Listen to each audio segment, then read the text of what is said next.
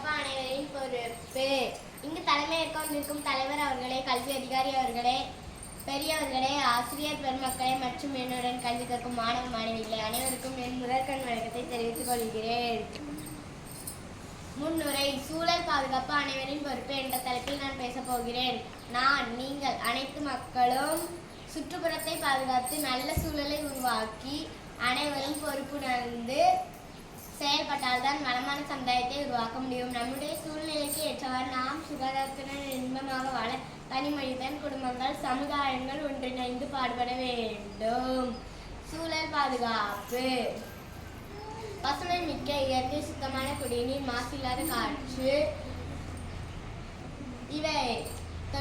இவைகள் இருந்தால் தொற்று நோய்கள் வராமல் நம் ஊர், மாவட்டம், மாநிலம் இவற்றில் உள்ள மக்கள் இன்பமாக நோய் நொடி இல்லாமல் வாழ முடியும். நோயற்ற வாழ்வே குறைவற்ற செல்வம். பொது இடங்களில் நெகிழ்தன்மை உள்ள பொருட்கள் கொட்டுதல், மாத்திரை மருந்து கழிவுகள் கொட்டுதல், தொழிற்சாலை கழிவு நீர்நிலைகளில் கலந்தல் இவைகள் மக்களுக்கு தீங்கை விளைவிக்கும். திறந்த வெளியில் மலம் கழித்தல், சிறுநீர் கழித்தல், உமிழ்நீர் துப்புதல், சாக்கடை நீர் நீர்நிலைகளில் கலந்தல் இவைகள் தவிர்க்க வேண்டும். வீட்டிற்கு ஒரு மரம் வளர்த்து நமது கிராமங்களை சோலையாக மாற்ற வேண்டும். புகை நமக்கு பொது இடங்களில் பீடி சிகரெட் குடிப்பது தடை செய்தல்.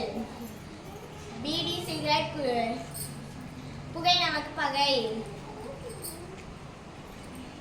நன்றி.